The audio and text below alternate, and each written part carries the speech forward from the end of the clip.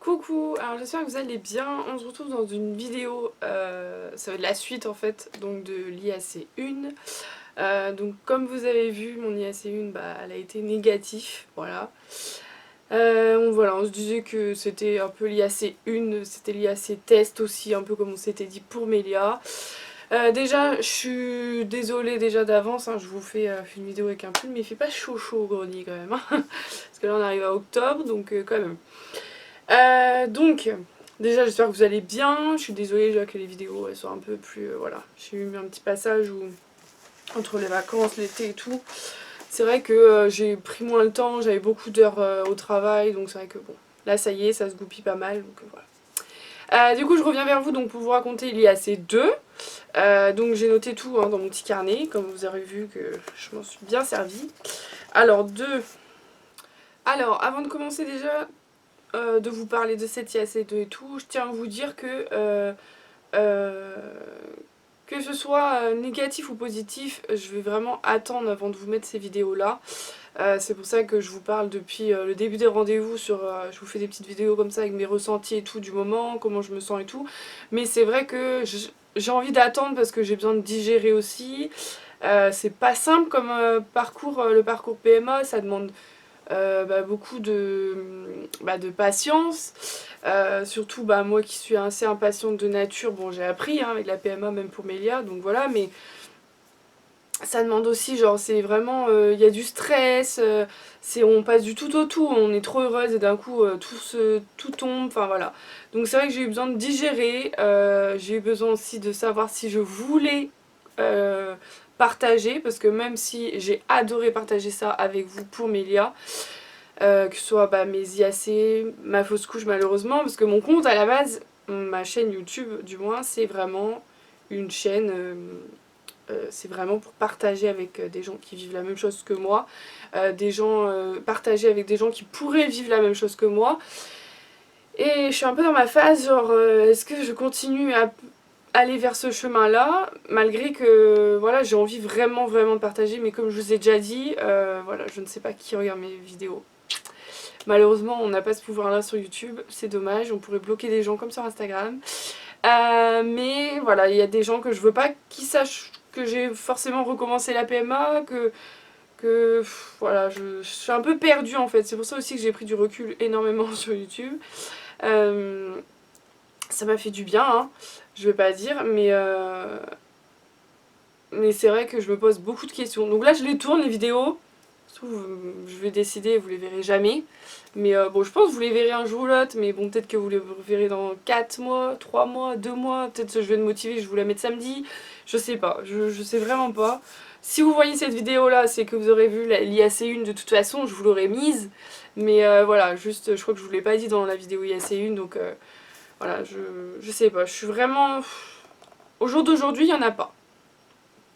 Au jour d'aujourd'hui, il n'y a pas de vidéo PMA qui est ressortie.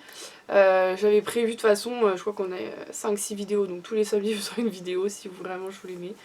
Mais c'est vrai que c'est un peu compliqué parce que je me prive de pas mal de choses partagées en fait. Je suis obligée de faire attention à ce que je dis parce que je me dis ah mince, telle ou telle personne va entendre ça. Enfin, c'est vrai que c'est frustrant pour moi parce que moi qui suis tellement naturelle, mon côté nature et tout, que je suis obligée de filtrer quoi ce que je dis, je suis obligée de faire attention, de me dire ah non, attention, tourne ta phrase autrement, sinon ça va penser comme ça. Enfin, donc voilà, c'est un peu.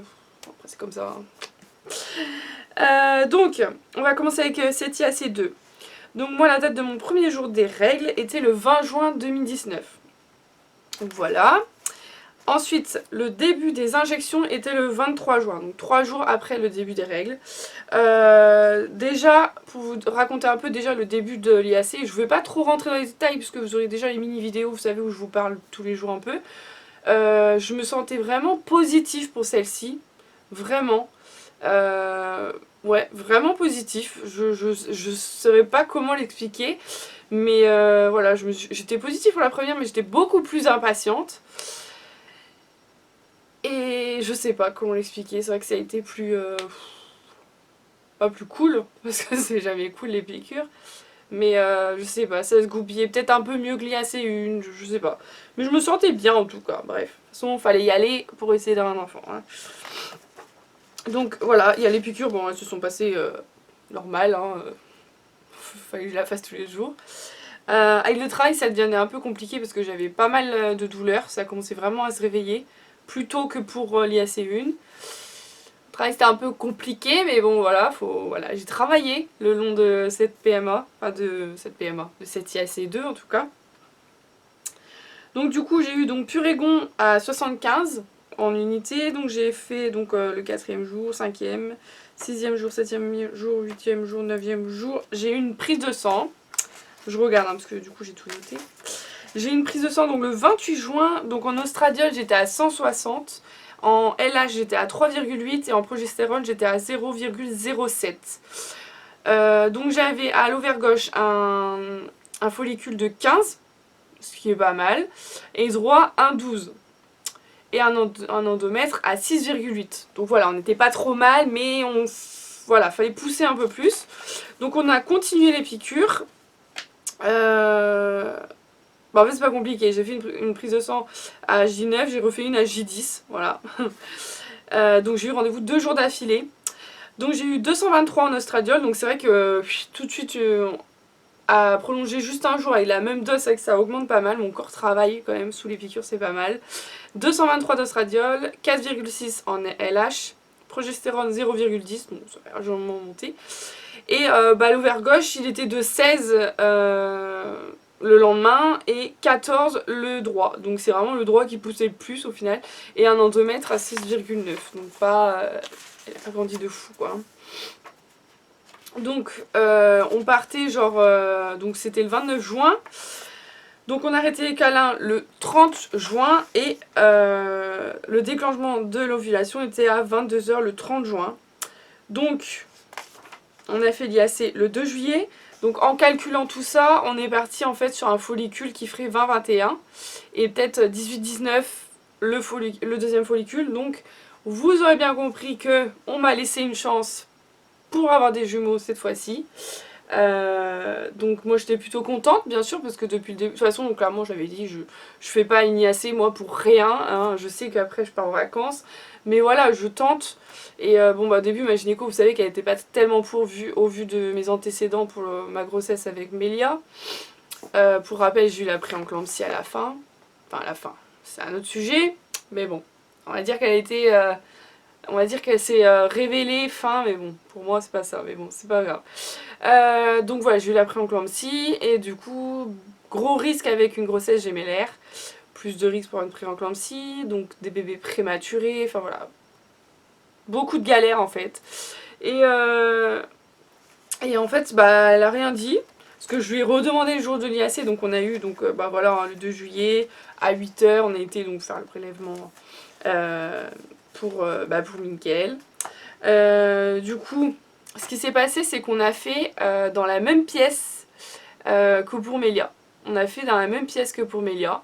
Donc là, moi, je me dis, oh, c'est un signe et tout. Je vous dis, moi, j'étais positive de ouf. Hein. C'est un signe, c'est vraiment genre... c'est... ah ouais, c'est un signe, quoi.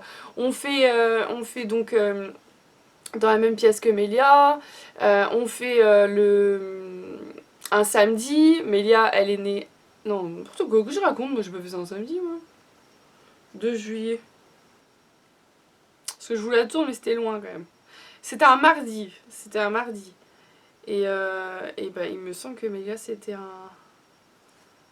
Ah, attendez. En fait, donc un mardi. Et c'est vrai que voilà, il faisait beau ce jour-là. Tout s'est bien goupillé. On nous a pris à l'heure pour l'IAC. C'était notre biologiste préféré. Enfin, qui nous a fait notre truc. Enfin voilà, ça s'est bien passé. Ça s'est bien goupillé quoi. Franchement, ça s'est super bien passé. Alors, au vu du petit pot là, du prélèvement, on s'est dit oh, on est dans la merde. Parce qu'il n'y avait pas beaucoup. Mais c'était du concentré. Voilà, mon mari, comme il a dit dès le début, il me dit moi je fais comme pour Mélia. J'en mets peut-être beaucoup moins en quantité, mais tu verras que je vais sauter au plafond le score quoi. Donc voilà, après moi, bon bah de toute façon c'est fait, on n'a pas trop le choix. L'IAC, elle s'est bien passée, elle s'est très bien passée. J'ai pas eu mal, franchement les 2 fois j'ai pas eu mal, donc voilà. Bon, c'est bien passé. Très gentil en plus la gynécologue, donc je suis pas déçue du tout d'avoir choisi la gynéco. Et ensuite, tellement positif que moi, je lui dis, bien sûr, on lui demande éventuellement qu'est-ce qui se passe et tout, si je suis pas enceinte, quoi, tout simplement. Et elle dit, bah, on reprend, mais là, oui, ça sera en octobre, parce que nous, on part en vacances en septembre. Donc, voilà. Et là, je fais, ah, mais de toute façon, on se voit pour une échographie dans quelques semaines, là. Une échographie, pourquoi, madame? Bah, pour une grossesse. Et elle dit, ah, vous êtes... Ah ouais, moi, depuis le début, je sais que ça a marché. J'ai même pas fait l'IAC, que je savais que ça allait marcher. Et enfin, je lui ai dit, quoi, j'ai même pas fait l'IAC, que je sais pas pourquoi, je sens que ça va marcher. Elle fait, bah écoutez, j'aimerais bien avoir des gens aussi positifs que vous, hein, tout le temps. Bah mais il faut en même temps, je vais pas faire que pleurer. Hein. Et puis j'avais envie d'y croire, tout simplement, j'avais envie d'y croire à cette IAC-là. Je me suis dit, pourquoi? IAC2, c'est Mélia, ça a été fait dans la même pièce que Mélia, enfin voilà, tout un tas de signes, en fait, qui font que voilà, quoi. Et ensuite, bah, les 2 semaines d'attente, bah, ça a été long, hein, on va pas se le cacher. Parce que là, au final, c'est assez loin, quand même. Enfin, c'est pas assez loin, mais... C'est que, en fait, j'attendais quand même. C'était un peu long, mais... C'était long, mais en même temps, ça allait. J'étais patiente. Ça va. Je regarde l'heure, excusez-moi, parce que j'ai un rendez-vous tout à l'heure. C'était long, mais voilà, j'arrivais à patienter. Pourquoi, je sais pas, d'ailleurs. Je sais pas, il faut dire des bêtises. Mais parce que moi, c'est loin, au final, juillet. Hein. Je suis en octobre. Je me suis mise soit en arrêt au début. Je me suis mise en arrêt au début. J'étais...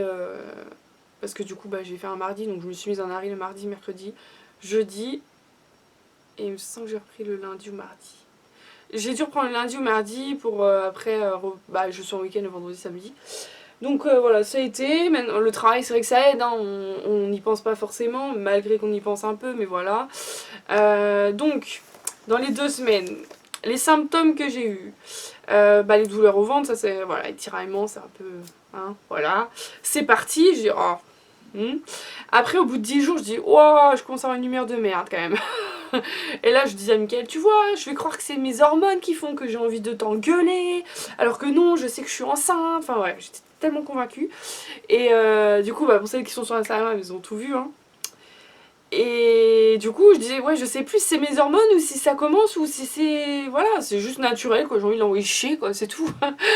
Et du coup, après, j'avais une copine avec qui je parlais beaucoup et tout, qui m'ont dit, mais non, t'inquiète, et de toute façon, t'es positif.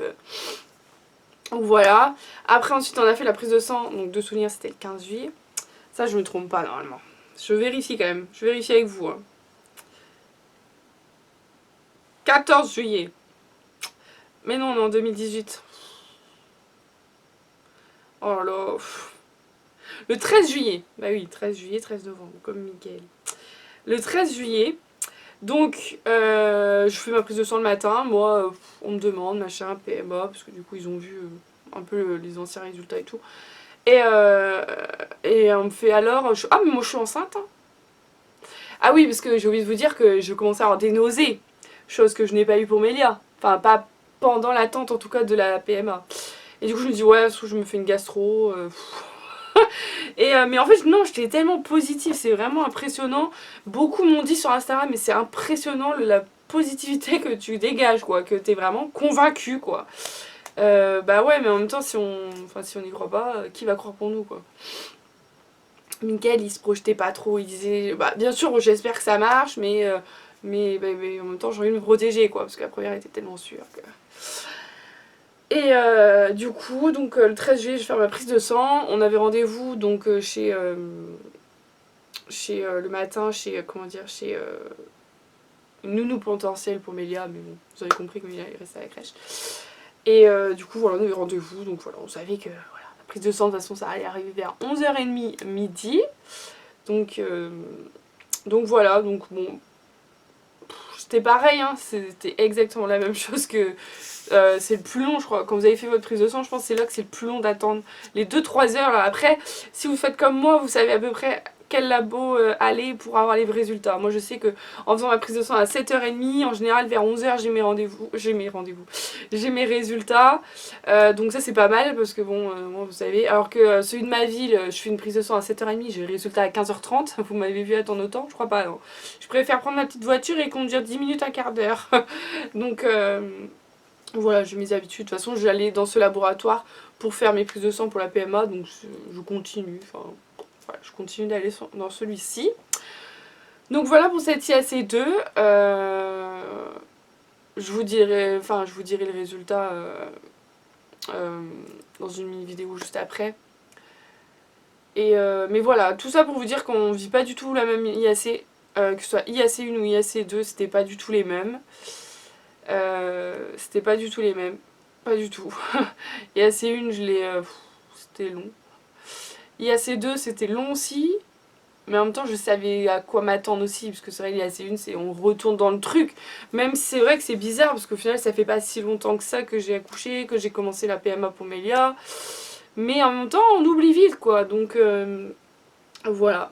Après, c'est vrai que c'est tellement loin au final. Je le savais que de toute façon, en faisant une IAC en juillet, moi je partais en vacances en septembre, donc c'était octobre après, donc voilà. C'est comme ça, hein, faut attendre, faut être patient en PMA. Maintenant, bah, à votre avis, est-ce que je continue la PMA ou est-ce que bah, je suis enceinte? Je vous fais juste après, de toute façon, la mini vidéo pour vous dire si je suis enceinte ou pas. Je vais pas durer ce suspense plus longtemps, hein. Je pense que cette vidéo-là, si vous l'avez à 15h15 le samedi, vous l'aurez le dimanche à 15h15 l'autre vidéo, je pense. Je vais pas vous faire durer le suspense plus longtemps, même à moi d'ailleurs, parce que bon, c'est bon, à un moment donné, hein, faut vider quand même un peu son sac. Ça me fait du bien en tout cas de tourner une vidéo, ça faisait longtemps. Voilà, ça fait du bien quand même si je me suis un peu éloignée. C'est vrai qu'après, on a fait pas mal de choses dans la maison aussi. On a fait des travaux, des mini-travaux, on n'a pas fait des grands travaux, mais on a repeint quelques trucs pour un peu, voilà, moderniser la maison. Le grenier, on est en plein chantier, là vous voyez juste, c'est tout propre, petit nickel. À droite j'ai ma coiffeuse, c'est un carnage, faut que j'essaye de bien ranger ça, mais c'est compliqué parce que ma coiffeuse est arrivée là. Parce que du coup on a mis le vélo elliptique dans notre chambre, c'est beaucoup plus simple, sinon avant on n'en faisait pas. À gauche c'est un carnage, je ne vais pas vous montrer. On est à fond dans le rangement de grenier, je fais un vide-grenier dimanche, donc je mets plein de choses en vente parce que bah voilà, faut se débarrasser des fois, faut pas, voilà, j'ai gardé trop de vêtements. Ah oui, parce que tout ça pour vous dire aussi, la PMA là, en tout cas les deux IAC, m'ont pas fait énormément grossir par rapport à pour Mélia. C'est là la différence aussi. C'est peut-être que là aussi je fais plus attention aussi à ce que je mange, plus de sport aussi, enfin, et le fait peut-être de travailler, je le conçois que peut-être travailler pendant la PMA c'est mieux, d'accord, je le conçois, ça permet de un peu de pas penser qu'à ça, parce que c'est vrai que si vous faites vos piqûres, vous savez qu'à 19h30 vous avez votre piqûre, la journée, bon bah voilà, la journée je travaillais, voilà, il fallait envoyer, après je savais que je rentrais à la maison, presque aussitôt j'avais ma piqûre, ça changeait rien de façon pendant la PMA de travailler, je pense, du moins pendant le protocole. Après j'ai apprécié d'avoir mes quelques jours d'arrêt après l'IAC, parce que ça rassure quand même, faut le dire, ça rassure. Maintenant, voilà, c'est le plus compliqué, moi vous le savez que je vis dans la rue de ma maman, pas très loin de ma mamie, donc c'était compliqué surtout pour s'esquiver, c'était un peu plus compliqué. Bon, elles l'ont pas vu arriver, hein, que voilà, elles l'ont pas vu arriver qu'il se passait quelque chose, voilà, enfin, elles m'en ont jamais parlé en tout cas, donc jusque là ça va, mais voilà, c'est assez compliqué. Je vous parlerai peut-être dans une vidéo un peu la PMA, travail et famille quoi, parce que des fois on n'a pas envie que tout le monde soit au courant. Après c'est pour ça, c'est là aussi que je vous dis que si je fais mes vidéos de toute façon voilà, mais ma famille, enfin du moins ceux qui regardent les vidéos seront au courant de qu'on a repris la PMA pour avoir un enfant quoi. Enfin, voilà. Bon allez, je vous laisse pas plus longtemps, c'est pas français ça Marina. Je vous laisse sur cette vidéo. Moi je vais tourner la vidéo du résultat juste après, comme ça c'est fait, comme ça moi chut, c'est bon, j'en parle plus. Je vous fais des gros bisous, j'espère que cette vidéo vous aura plu. Surtout n'hésitez pas à me dire en commentaire si ça y est vous avez entamé le parcours PMA, parce que je sais que je reçois beaucoup de commentaires ou des mails en me disant ça y est on va entamer, on va commencer. Et c'est vrai que j'aime beaucoup découvrir de nouveaux comptes PMA, c'est pas parce que moi que voilà, je suis repartie pour la PMA pour un BB2, mais il y en a encore qui nous attendent pour un BB1. Donc voilà. J'espère qu'en tout cas que vos parcours vont bien se passer, que vous aurez la chance comme moi d'être maman, parce que c'est ce que je vous souhaite du plus beau fond de mon cœur, parce que c'est magique d'être maman. Mélia, elle me comble d'amour, c'est ma vie, même si des fois elle me fatigue parce qu'elle demande énormément, je vivrai pas sans elle. Enfin, le 9 décembre à 15h15, c'est pas compliqué, mon mari m'a offert le plus beau des cadeaux. Et surtout, il m'a offert le plus beau des cadeaux et surtout le sens de ma vie. En fait, j'ai compris pourquoi, clairement, j'étais venue sur Terre. C'est un peu peut-être bateau comme phrase, peut-être que vous allez dire oh c'est un peu gnangnan, mais c'est vrai, genre j'ai vraiment, je le redirai jamais assez, mais j'ai vu Mélia, j'ai plongé mes yeux dans ses yeux et là je me suis dit bah Marine t'es là pour une chose, c'est pour être maman, c'est ce que je fais de mieux dans ma vie je crois, être maman. Donc j'aurai les moyens, je serai maman au foyer. C'est pas un métier, mais je serai maman au foyer. Pas de débat, pas de débat. C'est mon point de vue. Allez, je vous fais des bisous et je vous dis à très vite.